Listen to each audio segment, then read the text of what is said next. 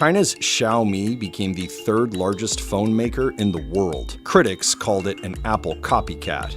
Lei Jun is known as the Steve Jobs of China, and he earned that nickname because in the early days, he would do pretty much everything that Steve Jobs would do, including the way he dresses. He knew, though, that he couldn't match Apple's brands and products at that time. So he went for the mass market. But now Xiaomi is making EVs, something Apple abandoned after investing billions. They gave up. Meanwhile, Xiaomi did the same thing a couple of years ago, and they're thriving. And Xiaomi is using the same playbook in cars that helped it succeed in phones. Take cues from the leading brands. So far, it's worked.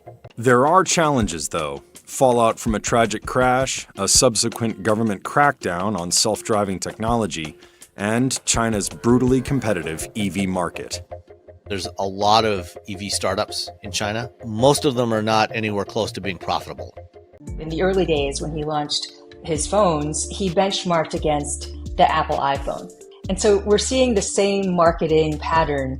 He benchmarked against the Porsche, right? He's saying that our performance is as good as a Porsche, but this is a car that you can actually afford. That said, Xiaomi sales did fall in April 2025 from a record set the month before. That follows a crash that left 3 dead in China.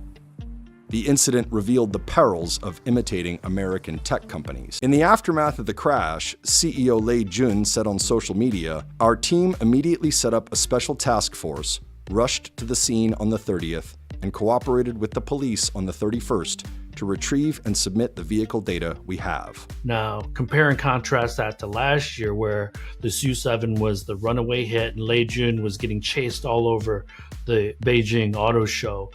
How much damage this has done remains to be seen. They really want to push this idea of a lifestyle, and I think that the EV is just an outgrowth of that idea. But then the downside of that is that it could raise questions as to exactly what your brand is all about. In addition to the sheer number of products, Xiaomi is neither a premium brand nor a category leader.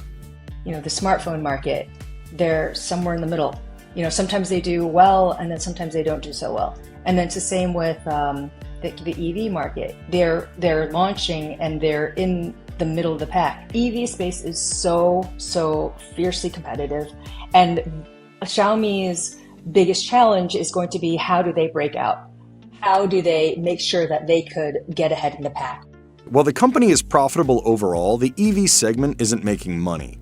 Gross profit margins for the smart EV business and other new initiatives were 18.5% in 2024, but when all costs and expenditures were factored in, the segment lost $850 million.